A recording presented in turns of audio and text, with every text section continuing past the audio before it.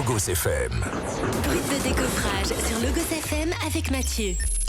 Votre rendez-vous rénovation et construction en partenariat avec la Fédération française du bâtiment.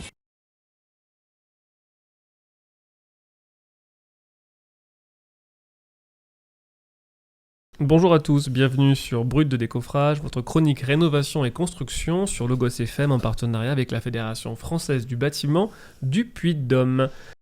Bonjour Elisabeth Gérard, bonjour Sébastien Tugon-Delors. Bonjour. Bonjour à tous. Vous êtes ici pour représenter fièrement l'EREA de Âtres de Tassigny. Tout à fait.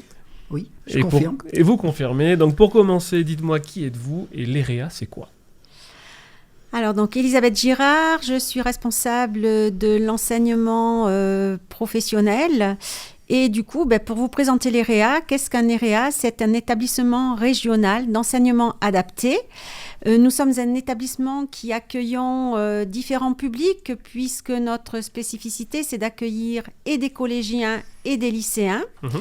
Et dans le cadre de notre lycée, nous accueillons, de notre lycée professionnel, nous accueillons des formations qui sont liées au métier du bâtiment. Très bien, très bien. Et quelle formation accueillez-vous alors ? Alors, nous avons des CAP monteurs en installation thermique, nous avons un CAP métier du plâtre et de l'isolation, CAP maçon, CAP carreleur mosaïste. Nous avons également un CAP IMTB, c'est-à-dire intervenance en maintenance technique des bâtiments. Également, au niveau de la poursuite d'études, nous avons un BP métier du plâtre et de l'isolation. Donc un brevet professionnel ? Un brevet professionnel et un autre brevet professionnel maçon. Depuis la rentrée 2024, nous accueillons également un BP monteur en installation du génie climatique et sanitaire. Et nous avons également un autre CAP qui est dispensé par le ministère de l'Agriculture, qui est le CAP jardinier paysagiste. Très bien. On parle régulièrement de la refonte de la carte de la formation. Est-ce qu'il y a un impact chez vous ou des perspectives ? Eh bien oui, puisque dans le sens où le métier évolue, les besoins évoluent. Nous avons en projet, donc ça c'est en attente de validation puisque nous travaillons avec différents partenaires, que ce soit la région, que ce soit le rectorat, les inspecteurs et puis les besoins locaux des entreprises. Nous avons en projet l'ouverture d'un CAP monteur en installation sanitaire qui viendrait compléter celui que nous avons actuellement. Et puis le CAP IMTB que nous avons uniquement sous statut d'apprenti actuellement pour qu'il passe sous statut scolaire. Et toutes ces formations, elles s'organisent comment ? Parce que c'est vrai que quand on écoute, on se dit qu'il y a potentiel ouvert aux jeunes, mais les parents qui nous écoutent et les jeunes qui voudraient rejoindre l'EREA, aujourd'hui, comment est-ce qu'ils peuvent un peu se projeter ? Comment ça s'organise ? Alors, la spécificité aussi d'un EREA, c'est d'accueillir des jeunes donc, qui sont un petit peu en difficulté scolaire. Et donc, nos formations, en fait, ont des classes qui n'ont que 8 élèves par groupe. Donc, ce qui permet un accompagnement vraiment personnalisé avec chaque jeune, de les accompagner au mieux. Et M. Diogon vous en parlera, puisque du coup, il est enseignant dans notre établissement. Ça leur permet, effectivement, d'avoir cette projection. Au niveau de cette ouverture des cartes, ça permet aux jeunes de pouvoir préparer un CAP et lorsqu'ils ont un CAP, ils peuvent faire une demande de poursuite d'études ou de repréparer un autre CAP en 1 an, par exemple, puisqu'ils seront dispensés de l'enseignement général. D'accord, donc ça permet de réfléchir et de construire son projet finalement au fil du temps. Tout à fait. Et notamment avec ce CAP IMTB, quand un jeune ne sait pas trop ce qu'il veut faire, mais travailler dans les métiers du bâtiment, c'est un CAP en fait qui permet d'appréhender les différents corps de métier, que ça soit en objet menuisier, que ça soit en électricité, que ça soit en carrelage, en plaquiste, et donc du coup d'avoir certaines bases et de façon à faire de la rénovation dans des entreprises, dans des collectivités, et après peut-être pouvoir se spécialiser dans un des domaines qu'il aura pour lequel il aura davantage d'appétence. D'accord. Et vos apprenants, ils ont des projets ? Comment ça s'organise un peu toute l'activité autour de l'apprenant ? Écoutez, concernant la formation de nos élèves, nous avons différents projets au sein de notre établissement. Nous participons maintenant depuis 2 ans à Construction Intech. C'est un événement que beaucoup de personnes connaissent et très probablement, j'imagine, une partie de vos auditeurs. Il est important de rappeler que c'est un événement qui se déroule sur 2 jours. sur Place de Jaude, à Clermont-Ferrand. Nous avons la chance, au travers de cet événement, de présenter nos métiers et de valoriser notre lycée d'enseignement professionnel. Pour ma part, j'enseigne le métier donc, de carreleur mosaïste. Et la première journée de cet événement sont invités donc les collégiens en classe de 3e qui se trouvent être dans leur phase d'orientation, mais surtout de venir observer notre pratique professionnelle. Vous avez en fait directement sur Construction Intech un atelier ? Voilà, on a un atelier et c'est là où je voulais aussi en venir un petit peu, c'est que la deuxième journée, nous avons plutôt des enfants, même voire des adultes qui viennent s'essayer à la pratique du métier de carreleur mosaïste. Et c'est pour nous très valorisant de pouvoir apporter nos connaissances même aux enfants qui viennent s'essayer à la pratique du métier. Vous partagez en fait.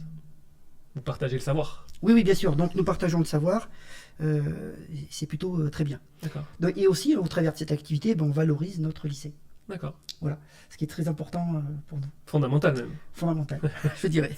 Et cette année, il y avait également représenté la partie maçonnerie, puisque du coup, il y a eu un petit challenge avec notamment une entreprise qui a organisé justement une activité. Et notre établissement aussi s'est joint, en fait, les maçons se sont joints à cet événement. D'accord. Oui, c'était une première, c'était super. Et vos jeunes, à la sortie, ils trouvent un job ? Alors, pour répondre, oui, tout à fait. Nous, on est en étroite relation avec des entreprises et qui sont quelque part des partenaires. Et effectivement, on leur présente nos élèves et sur ce parcours des 2 ans, on fait des visites en entreprise, on voit comment le jeune se comporte, à la fois sur le plan professionnel mais aussi sur le plan personnel. Et la valeur ajoutée que lui qu'il peut apporter à cette entreprise, bien évidemment. Mais voilà, donc nous, on a un bon regard là-dessus et les entreprises ont du retour pour nous et embauche à l'issue de la formation, embauche nos élèves. J'imagine que le rôle du tuteur en entreprise est fondamental. Oui, tout à fait, il est fondamental puisqu'il complète la formation que nous avons à l'EREA, puisque nos élèves partent en stage 2 fois dans l'année. Donc voilà, c'est ce qui complète la formation. En fait, nos jeunes partent, lorsqu'ils sont dans CAP, ils ont 14 semaines à effectuer en milieu professionnel. Et puis, nous accueillons aussi, puisque du coup, on a de la mixité au sein de notre formation, nous avons aussi bien des scolaires que sous statut d'apprentis. Bien évidemment, de changer de statut, c'est étudier en équipe pédagogique. Il faut qu'il y ait un réel intérêt et puis que le jeune soit prêt à affronter le monde du travail au quotidien.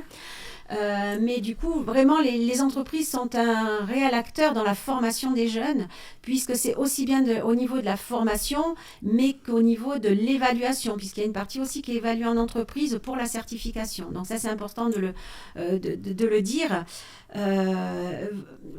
On est en lien étroit, effectivement, au niveau de la formation avec les entreprises, y compris, voire même pour les visites d'entreprise, pour faire découvrir à nos jeunes, puisqu'on a des collégiens, dans la découverte des métiers, pour leur montrer en fait la réalité du terrain, pour leur montrer en fait que les métiers du bâtiment ont réellement évolué et qu'il n'y a plus en fait cette image où on se dit... Évidemment, ça reste des métiers qui sont physiques, mais l'évolution en fait des techniques, du matériel qui est utilisé, font que c'est des métiers qui sont de plus en plus abordables, voilà, pour des jeunes. Et il faut mettre une image beaucoup plus positive en fait dans ce domaine-là. Donc dans le bâtiment, on travaille en équipe, et ce côté équipe est fondamental. Donc j'ai cru comprendre que vous organisez en 2025 un événement qui va renforcer la cohésion au sein de l'EREA. Tout à fait. Nos jeunes, en fait, nous avons une équipe de foot qui a participé au championnat de France inter-EREA, donc à l'issue des phases qualificatives au niveau régional. Ils ont été sélectionnés pour les finales nationales en Normandie et ont gagné en fait le trophée en mai 2024. Donc nous devons d'organiser en fait ces phases finales. Ça se déroulera au mois de mai, entre le 19 et le 23 mai, au sein de notre établissement. Donc, bien évidemment, beaucoup de partenaires seront là pour répondre, dont la FFB, qui va participer justement dans l'organisation et le financement en fait pour cet événement. Je vais peut-être à remettre mes crampons en plus. Voilà, très bien, mais on retient, Mathieu.